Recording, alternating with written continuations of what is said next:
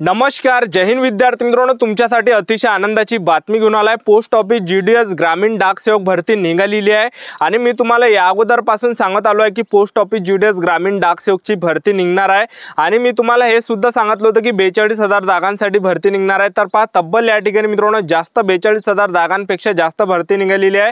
44,228 जागांसाठी तब्बल post office GDS ग्रामीण डाक सेवकची भरती आज आलेली आहे। तर आज जे 15 जुलै 2024 पासून ऑनलाईन पद्धतीने फॉर्म भरण्याला सुरुवात झाली आहे पोस्ट ऑफिस जीडीएस या भरतीची आणि फॉर्म भरण्याची शेवटची तारीख 5 ऑगस्ट 2024 आहे। तर जाहिरात आली आहे विद्यार्थी मित्रांनो, तुम्ही आजपासून पोस्ट ऑफिस जीडीएस ग्रामीण डाक सेवक भरतीमध्ये फॉर्म भरू शकतात। तर 44,228 जागांसाठी ही भरती निघालेली आहे। ठीक आहे, तर या भरतीसाठी शिक्षण फक्त 10वी पास लागते। महाराष्ट्रातील मुलं मुली फॉर्म भरू शकतात आणि या भरतीमध्ये तुमचं जे सिलेक्शन आहे, तर या भरतीमध्ये उंचीची काही अट नाही आहे, ग्राउंडची सुद्धा काही अट नाही आहे, इंटरव्ह्यू सुद्धा नाही होणार आहे या भरतीमध्ये। तर तुमचं जे सिलेक्शन आहे हे 10वीच्या पर्सेंटेजवर होणार आहे, 10वीचे सिलेक्शन होणार आहे, 10वीच्या पर्सेंटेजवर तुमचं सिलेक्शन होणार आहे। तर यामध्ये जे विद्यार्थी मित्रांनो कोणतीही लेखी परीक्षा नाही आहे। ठीक आहे, तर या भरतीची संपूर्ण सिलेक्शन प्रोसेस मी तुम्हाला आजच्या व्हिडिओच्या माध्यमातून सांगणार आहे। तर आजचा व्हिडिओ खूप महत्त्वाचा होणार आहे, व्हिडिओ शेवटपर्यंत बघा आणि व्हिडिओला आताच लाईक करा। नमस्कार विद्यार्थी मित्रांनो, माझी नोकरी कॉर्नर यूट्यूब चॅनलवर मी गोपाल अनखाळे तुमचं सर्वांचं सहर्ष स्वागत करतो। तर मित्रांनो, व्हिडिओचा थंबनेल बघून तुमच्या लक्षात आलं असेल की आपला व्हिडिओ कोणत्या टॉपिकवर होणार आहे। व्हिडिओ सुरू करण्याच्या आधी आपल्या यूट्यूब चॅनलला सबस्क्राइब करा, जेणेकरून प्रत्येक भरतीची अपडेट तुमच्यापर्यंत सर्वात आधी पोहोचेल आणि जास्त करून जे आहे 10वी आणि 12वी पास भरतीच्या रिलेटेड जास्त व्हिडिओ आपल्या चॅनलवर अपलोड करत असतो।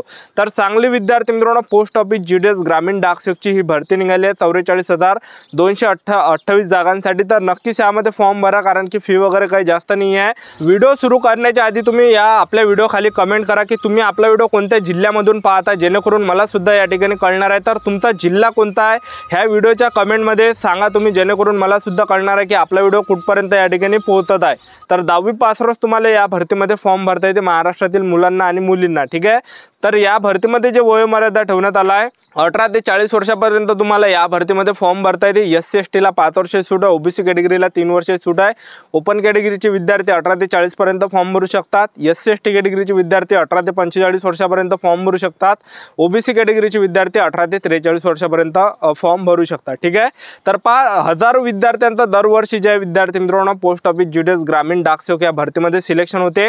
मागच्या वर्षी सुद्धा महाराष्ट्रातील भरपूर विद्यार्थ्यांचं सिलेक्शन झालं होतं पोस्ट ऑफिस जीडीएस मध्ये। ठीक आहे, तर हजारो विद्यार्थ्यांचा दरवर्षी पोस्ट ऑफिस जीडीएस मध्ये सिलेक्शन होते।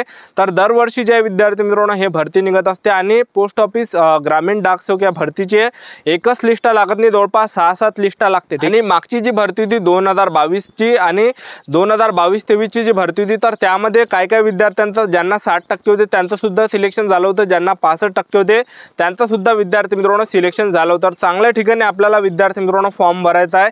चांगल्या जर ठिकाणी तुम्ही पोस्ट ऑफिसचा फॉर्म भरला तर नक्कीच या ठिकाणी सिलेक्शन होऊ शकते। ठीक आहे, तर पहा विद्यार्थी मित्रांनो, या भरतीमध्ये फीचा जर विचार केला तर जनरल OBC EWS कॅटेगरीसाठी फक्त 100 रुपये फी ठेवण्यात आली आहे आणि SC ST कॅटेगरीला या भरतीमध्ये फी नाही आहे। तर नक्कीच यामध्ये तुम्ही फॉर्म भरा, कारण की फी वगैरे सुद्धा जास्त नाही आहे, जाऊ गेले 100 रुपये, कारण की नोकरीवर लागणं जे विद्यार्थी मित्रांनो हे महत्त्वाचं आहे। ठीक आहे, तर नोकरीवर लागायला विद्यार्थी मित्रांनो या ठिकाणी महत्त्व आहे, जाऊ गेले 100 रुपये। ठीक आहे, तर चांगली जे हे सुवर्ण संधी तुमच्या हाती जे विद्यार्थी मित्रांनो चालून आलेली आहे, तर समजा किस्मतात असेल तर नक्कीच या ठिकाणी भेटणार आहे। ठीक आहे, तर चांगल्या ठिकाणी तुम्हाला फॉर्म भरायचा आहे।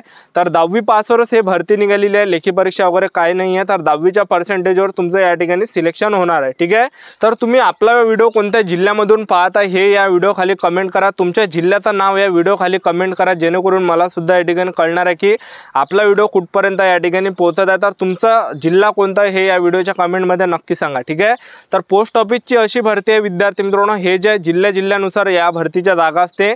महाराष्ट्रातील या ठिकाणी म्हणजे अशी भरती आहे आपण आपल्या जिल्ह्यामध्येच आपलं या ठिकाणी सिलेक्शन होऊ शकते जर त्या ठिकाणी जागा असल्या तर आपल्या महाराष्ट्रामध्ये जे विद्यार्थी मित्रांनो जेवढे पण जिल्हे आहेत तर प्रत्येक जिल्ह्यासाठी ह्या जागा आहे। ठीक आहे, तर चांगली सुवर्ण संधी। आता मी जर समजा या ठिकाणी यवतमाळचा असेल, परभणीचा असेल, तर माझ्या गावामध्ये सुद्धा मी नोकरीवर लागू शकतो, अशी भरती हे पोस्ट ऑफिस जीडीएसची। ठीक आहे, आणि काम सुद्धा जास्त नसते, फक्त ऑफिसमध्येच काम असते, 5 घंट्याचं फक्त काम असते आणि जास्त त्यांच्यावर विद्यार्थी मित्रांनो कामांचं जास्त प्रेशर नसते। तुम्ही ग्रामीण भागात बघितलं असेल जास्त काम वगैरे त्यांना नसते। ठीक आहे, तर चांगली शाही ड्यूटी आहे विद्यार्थी मित्रांनो पोस्ट ऑफिस जीडीएसची। तर यामध्ये 3 पद आहे, एक आहे ब्रँच पोस्ट मास्टरचा, तर यामध्ये तुम्हाला पगार 12,000 ते 29,000 पर्यंत भेटणार आहे।